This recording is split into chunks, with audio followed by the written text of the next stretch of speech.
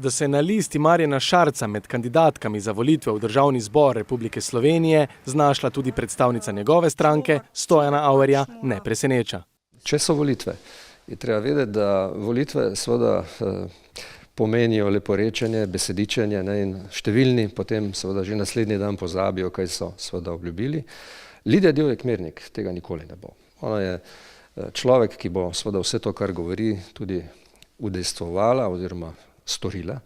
In jaz sem prepričan, da bo seveda njena zmaga, ultimativna zmaga, ne samo za njo, ne samo za listo, ki jo zastopa, ampak predvsem za Maribor in za Štajersko.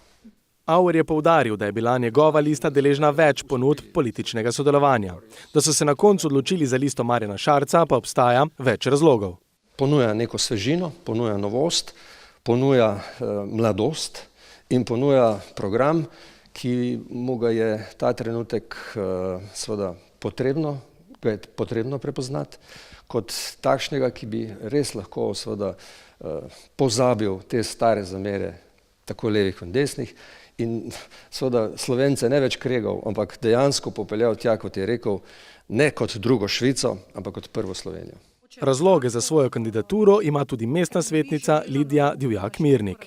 To, kar obljubljamo, trdo delo in samo to. In nobenih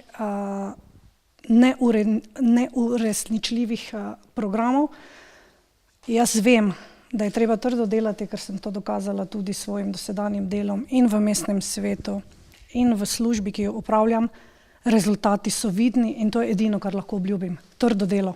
Vse ostalo pa bo prišlo, če bo prišlo.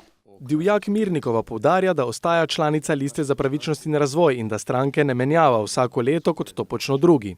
Kljub vsemu se bo ob morebitni izvolitvi v parlament morala odločiti za listo Marjana Šarca, na kateri bo tudi kandidirala in se zavzemala predvsem za področja šolstva, kulture, športa, turizma. To se mi zdi pomembno, da se lahko najdem.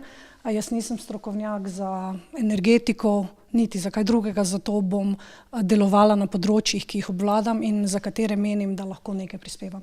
Marjan Šarec je od vsega začetka poudarjal, da politika potrebuje sveže in nove obraze.